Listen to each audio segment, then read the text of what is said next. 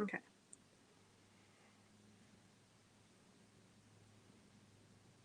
Hi, we'd like to welcome you to Fabric Chicks Live at noon. Um, don't get used to this. Today is like a once in a lifetime kind of a thing where we're totally on time before up and running at noon. Um, so we do this. If you're new to this, we do these lives here. I'm trying to get you on my phone so I can read your comments. Um, Hang on a second. Bear with me. I know you guys are all logging on. Um, let's see. Okay, I think I got you. It's always hard. I got to figure out what shirt I'm wearing.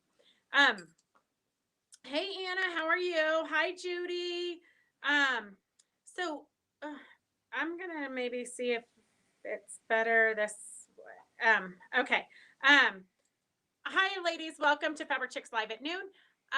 We are busy getting, well, Devin's not. Devin's over there having a drink. Apparently, as soon as we go live, it's like a break for him. So it's so hard to stay engaged when you're keeping an eye on your kids. Anyway, so we are today going to do fabric collage for a background. So I know a lot of you are familiar because we've done this a lot of times. We've done collaging of animals.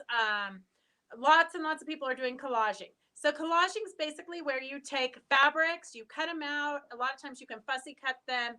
If it's a floral print, you can fussy cut the flowers out. If you wanted to do squares, you could do squares. If you wanted to just do random bits and pieces, this is a great way to use up the little pieces in your stash. So you know how you always have pieces of fabric they are too small to do anything with, but too big to get rid of, which to me, anything like more than an inch or two is too big to get rid of.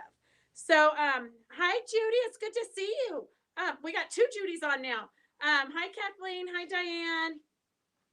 Um, so fabric collaging, like if you turn around the wolf there, that would be a fabric collage of, that's actually strips of fabric that we have put in to make the creature. Um, so lots of times, like over here, we've got a fox on the side of the table. We have collages basically everywhere. Collage is a little bit different than applique. Applique, you usually trace out your pieces from a pattern and cut them exact and then put them exactly in position on your background. But a lot of times you can add interest with an applique background. So I'm just going to show you real quick how to do that. If you girls have any questions, let me know. Hi, Sue. How are you? So I tried to get ahead of you guys, but that doesn't always work. So basically what I did is I took a piece of muslin and then I had all of these fabrics left over from a quilt that I made a long time ago. And there were some big pieces, there were some small pieces, but they all coordinate. So you see how I just had chunks of them? So I took them and I put in a bowl, a bigger bowl than this. I took my Cheerio Magic. So when I buy Cheerio Magic, I buy it in this big tub, but you can also get it in a 16-ounce spray or a 12-ounce spray, I think. But what Cheerio Magic's like a starch on steroids. So I dumped that into my bowl, and then I took all of my fabrics and I got them all wet. So I put all of these fabrics into this bowl so that they're stiff. Once they're wet, I let them dry. I did this on Wednesday, I think, when I was doing the collage class, and then I forgot about them because they were too wet and I didn't get to it. But now they're still wet, so don't leave your stuff in your Cheerio Magic. Take it out and open it up so it dries. Otherwise, you'll get moldy fabric, I guess. So anyway, so today I've been ironing this fabric, and because it has the Cheerio Magic in it, I don't need to use a stabilizer to stitch.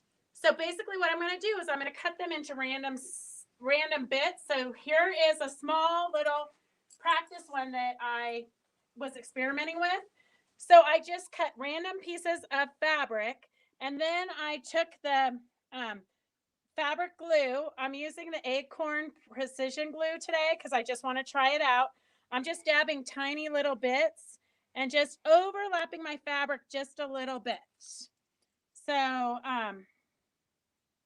it doesn't really matter because I'm going to chenille it on top, but I don't want really hard edges. So that's kind of, you'll see, I'm going to stitch it so that I can blend all the pieces in, because I don't want you to look at it and say, oh, that's like a bunch of scraps you've just thrown on there.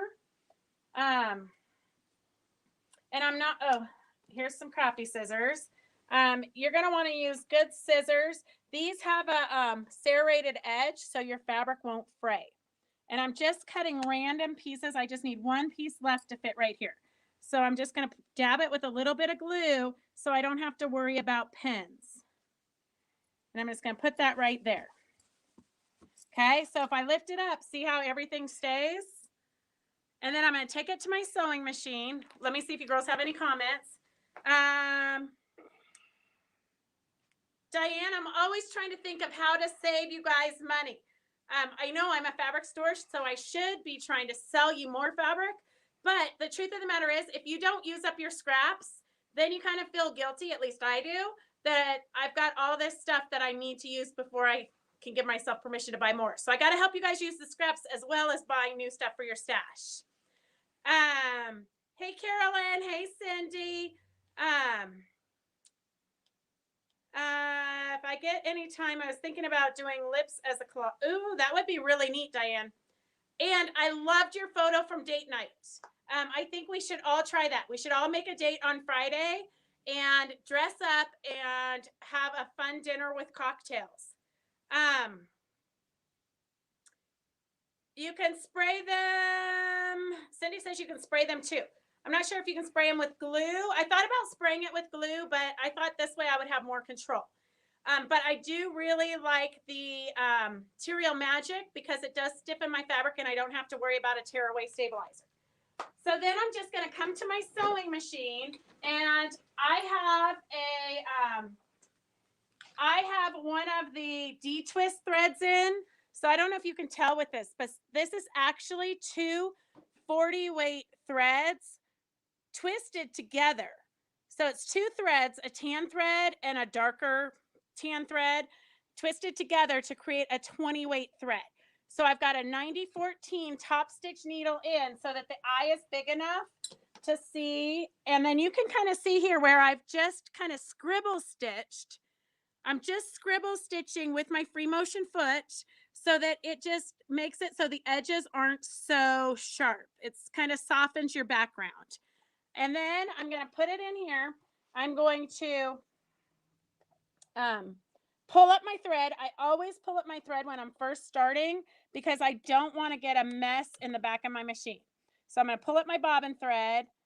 And a lot of times I'll include that. I'll just stitch right over it to give it more texture because I hate to throw thread away. But I'm just going to tuck it out of my way for now. And then see how I'm just kind of scribbling over it so that you can't really see where one fabric starts and one fabric ends.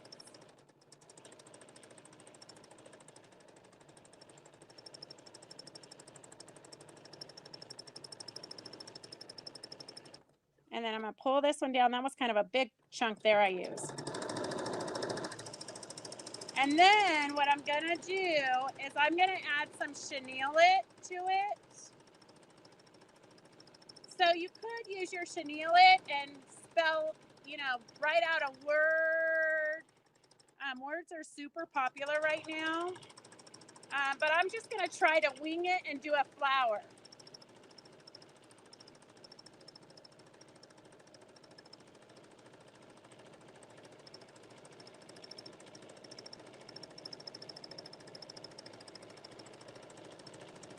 And if I wanted to, I could come in here and do some precision, like a leaf or something, just to give it more texture and more interest.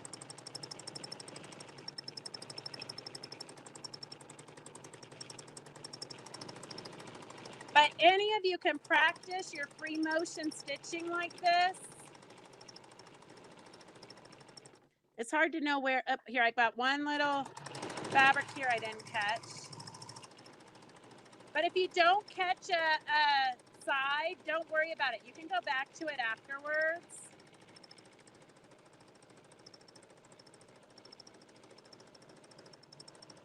So Phyllis Lewis came into the shop and she had done kind of a collage background like this for that camera she did. If any of you guys saw the camera that she showed us for show and tell a few Sundays ago. So here is what my collage background looks like. That's just a ton of fabrics cut into tiny little squares. Okay, let me see if you guys have any comments. Oops. Hey, Diana Hensley, how are you doing? I do think that your box just went out maybe today. Devin, did you do Diana Hensley's box today? Yeah. Okay, he just sent it, Diana. I don't know why, but I think we put it on the top shelf because you were out of town or something, and then we never took it off the top shelf. So here's my background. I'm going to chenille it. I don't know if I want to do a turquoise flower. Maybe let's do a couple of pink color flowers. I don't know. That looks like that's a good idea. Okay, so I'm going to just come back to my machine. I'm not going to map it out. Chenille is super easy.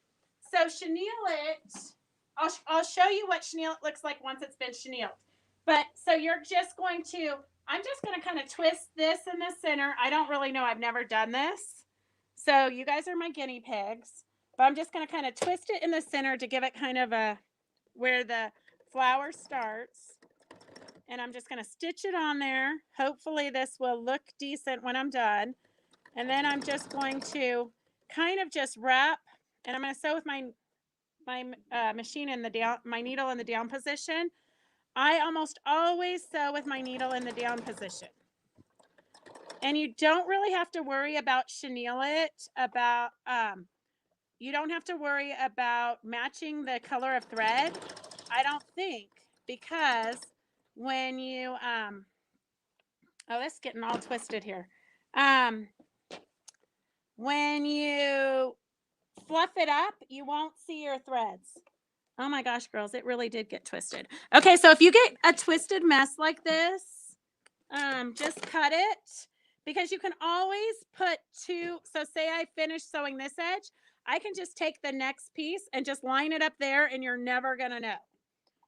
Okay, so I'm just gonna kind of sew right down the center of it, and that's how you attach it on.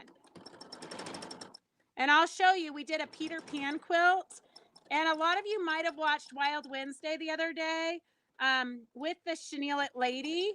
And I don't know if she did a demo. I was trying to watch it, and then I got distracted with customers.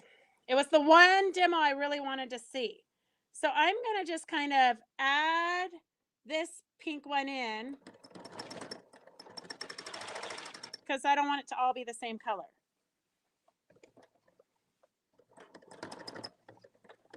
And you could put your straight foot on, but I don't want to, because I'm going to go in different directions.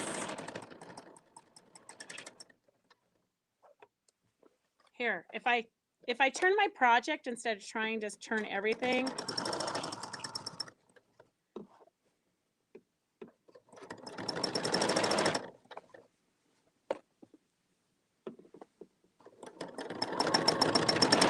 And then you can wash this when you're done, or you can, we have a chenille it brush. Okay, I'm going to go like, let me go a little bit further, and then I'm going to go back to the other color pink. Oh my gosh, you guys are here for the very first experiment of this. I hope it turns out good. All right, I'm going to come over here, and I probably should start again, but because I don't want it to just look like it just is one color changing from another color. So I'll go in and put some, kind of mix the colors up a little bit more as we go also. Okay, any comments, Roger? It's really hard for him to film and read the comments. but it's even harder for me to sew and not sew my fingers off. So Kathleen Rader says it's so creative. And then she also says, I would be afraid I would sew over my finger. Well, I'm just going to say it has happened once before, but it was on the long arm. And then Paula Kimmich. So is muslin used underneath the collage pieces? Yeah, I used a piece of muslin underneath the collage. It's actually not even well, it could be it's some kind of cheap fabric. It's some type of really inexpensive muslin.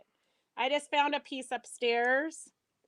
So I'm just going to overlap these a little bit to change the color.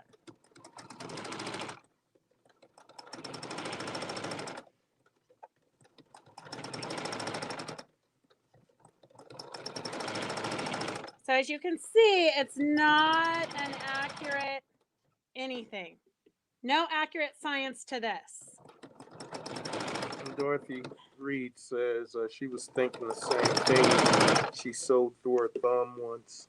Oh, you know what? I actually sewed like 5 years ago. I sewed the long arm machine like right here through my thumb, and it was like right in between like my nail bed and my skin. So luckily I didn't lose a nail, but it hurt like crazy. And you know what? The worst thing is when you're sitting like that and you're screaming and nobody comes to help you. And when they finally do come, they don't know the machine, so they don't know whether they should turn the needle this way or that way. And the whole machine was just kind of hanging there. It was horrible. It was so horrible, girls. Karen McBriar says, hi, Beth. And Carolyn Farlow says, hi, looks like fun. It's super fun, I think, but we'll see when I'm done.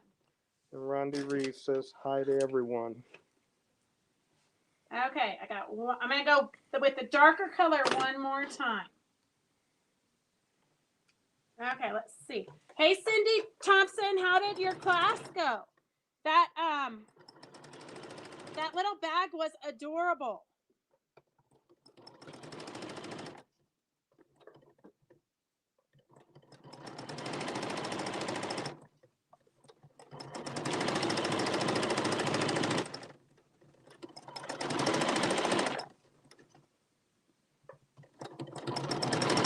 Okay, I think that's good enough. It's good enough for demo's sake.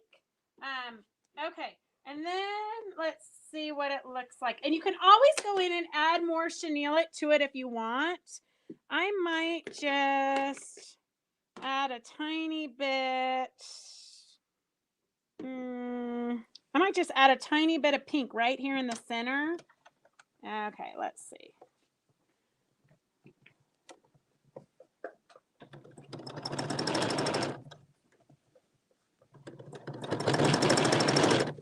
Okay, just so it doesn't look like, I don't know. It just seems like I needed to. And say that you want to trim it down, you can always trim it down. So if you want it to be narrower than the 1/4 inch, like say, I don't know, I'm somewhere and I just don't want this to be so thick, I can just go in and trim this down, okay? So I'm going to take this and I'm going to cut the back bobbin thread. So now I've got this here, and I'm going to just take you on a quick tour real quick so you can see chenille it, and so I can find my chenille it brush. Otherwise, I've got to do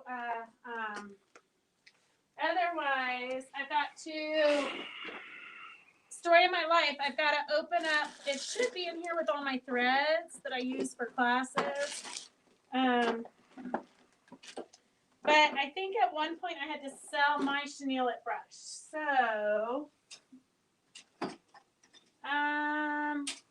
okay, girls, we'll open up a new one. Okay, let's go quick, and I'm going to show you the chenille it. So most of the fabric that I use for the background collage is from Tim Holtz fabric line. Like this one here was used behind the Laura Heine cow collage. But most of them are Tim Holtz. But I just kind of fussy cut. So like here I've got My Friends Are My Estate by Emily Dickinson. And then here, Oh, look at I sewed over it. Good things happen when you go for it. So I tried to kind of fussy cut some good sayings, but look at I sewed over them with the rows. Oh well, it happens. So this is chenille it, and that if you get up close, I actually sewed all of this chenille it on just like I just showed you, and then when I threw it in the washer, it got all textury and became a chenille look. So this is what the panel looks like without the chenille it.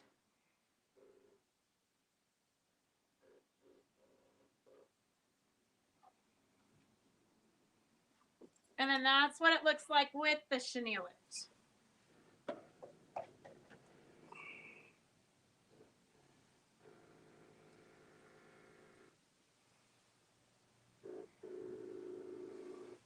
Okay, let's see. Ooh, Diane, I can only imagine what it felt like because it's horrible. It's horrible. So be careful. Do not sew through your thumb. So here's another way that we use chenille it. Here I layered the 5/8 and the 1/4 inch and sewed down it and then fluffed it up because it's a pillow already made. You don't want to throw it in the washer necessarily. So that's kind of what that looks like to give you just a different look. Here it is with Lorraine Turner's Kitty Cats. So we did a collage underneath the cats, and then we added the chenille it. And this I did throw in the washer just to make it really, really fluffy. So we do have patterns for all that. Here's a cute little baby quilt. Super easy. You just sew it in. You cut the 4-inch blocks and you just sew the chenille it all the way down the width of your fabric. And then you subcut it into 4x4s. And then here we used it as binding. So this is the 5/8 as binding. Look at, I didn't do a very good job attaching that. I need to go back. Look at, oh, I probably was on camera when I did it. No. Or I should, having a cocktail. or having a cocktail. Who knows? But what we do isn't really brain surgery. So if you have a mistake like that, you can always fix it. And then here we use the chenille it. So this is, I know you guys remember Roxy and Joe. They came and we did an interview of them a few weeks ago or a month ago or something. So this is their pattern, but for us, it's really hard to leave things alone. So we added some little cute embellishments, some pom-poms, some eyeballs, some stars stitched up here in the background. And then we've got the turquoise and the red chenille it here. On both sides. And then we've also got the chenille it down here for the snow that they're walking on. So we use chenille it quite a bit in different things. Okay, let me get a chenille it brush. And I'm going to take you on a tour to our sink, which I'm sure is really clean. Because Devin loves to keep the dishes done here at the shop just as much as he loves to keep them done at the house. Yes. Do you need to clean it real quick? No. Okay. Carolyn, I think you would enjoy the cats with the chenille. It's super fun. And the double layer effect is fun too. Cindy Gygax, set your alarm so you never miss anything. But if you ever do miss one of these lives, you can always go back and rewatch it forever. You know what I tell the kids? Once you put it out there on the internet, it's out there forever. Would you put it on the quilt before you long arm it? Anna Simpson, you know the answer to that question. I personally would not put it on my quilt before I long armed it because I am going to be the one long arming it and I can put it on as I'm going, so it saves me a step. But I am going to charge you a lot of money if I have to put it on for you. So it's going to be less expensive for you if you're going to take a quilt to a long armor. It's going to be less expensive for you to attach it yourself before you bring it to the long armor. Marilyn, I'm glad you're back home safely. I think I have that block pattern too. I'm pretty sure, Carolyn, you probably do. Okay, so I'm going to get this wet. And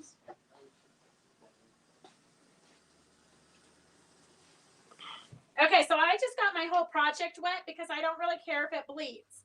But if you've got something that you care, like embroidery or something, then you're probably not going to want it. You're going to want to just get the chenille it wet. So I'm just kind of roughing it up a little bit.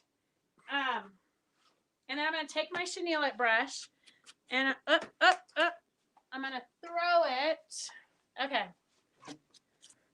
So with your chenille it brush, you're just going to rough up your chenille. So a lot of times you're going to want to do this because you're going to add it to your embroidery, or you've got beading or something that you don't necessarily want to.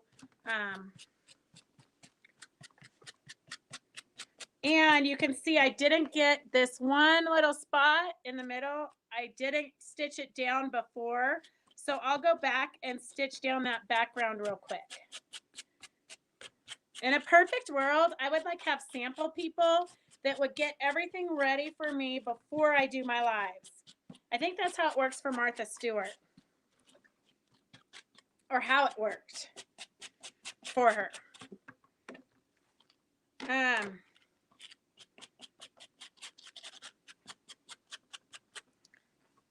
Okay, girls, do you have questions? If you've been in our Thread 101 class before and you want to join again, we have one tonight at 5 o'clock. And I'll be sending the link. I was trying to get that all sent out before this live, but I ran out of time. So I'll be sending you that link any moment. Carolyn Gavranich. Yeah, her. Sorry, Carolyn. Does chenille it bleed when you get it wet? No, it's not bleeding at all. So just depending on how long you want to sit here, because you can see at the longer I do this, the more fibers come up. So Rondi Reeves wants to know, do you have to get it wet before you fluff it? yes, I believe so. I mean, we could try it again, but for some reason, I think you do have to get it wet. Okay, so there it is. I'll probably go do a leaf or something with green. I might do a couple leaves there or here on the bottom. So I'll show you on Friday, or I'll take a picture of it and post it on the website or the Facebook page, or on Friday, I'll show it to you guys. So that just gives you kind of a good idea of different ways you can use up your scraps and whatever fun things. Do we just watch tonight's thread class, or should I have my machine and some fabric for samples ready to go? So Dorothy Thomas Reed, you can do it too. You can do it however you want. Anytime you join us, you can take the class any way you want. Half the classes that we're teaching nowadays, people are like paying to take the collage class or the whatever class, and I can tell they're doing diamond art. So I think a lot of people just want to listen and take notes because their machine might be in a different room or whatever. Or they had a long day at work and they just want something mindless and they just want the entertainment. So I would suggest, it's really hard. Zoom is not my favorite. When we used to teach this in live person, I had a bag of threads that I would send around that was even more variety threads than what's in your box. But for the 2-hour class today, what's in your box will keep you busy. You're going to want a piece of stabilized fabric. So you can use Fuse and Tear, or you can Material Magic, a piece of muslin or anything. In your book, you could do a page for each thread. And yesterday on our Zoom, which Sunday Zoom's free for anybody, Judy Barnett was on, and she actually did a big passport book of all the different threads and all the different ways you could use the threads. And it looked like she really put a lot of time and effort into it, which would be a fun project. But for me, I just want to know what thread I want to use for what project. So like, because I know D-twist thread exists, it's the 20 weight that I did the collaging with, I knew that that's what I wanted because I wanted you to be able to see it, but I didn't want to, I wanted a thread that you know, sometimes when you get a variegated thread, you're going to get 1 inch of blue, 1 inch of purple, 1 inch of pink. It's very regimented. And a lot of times, especially for like this scribble stitch, I just want it to blend. So if I hadn't educated myself on the different kinds of threads, then it would be hard to know what my options are. So that's kind of what this class is about. It's about talking about all the different threads from 100 weight to 8 weight. I suggest that you go, after we talk about each thread and what it's good for, you go to your machine and you try that thread, and then you write where you stitched, you write 100 weight thread or monopoly thread or whatever it is, so that you can go back and reference that that thread looks like that. So that's kind of that was the very long answer to your question, Dorothy. So yes or no, whatever your heart desires. You're welcome, Paula. All right, does anybody else have questions? We do have the gnome class on Wednesday, so if you're interested in doing the gnome class, that's coming up.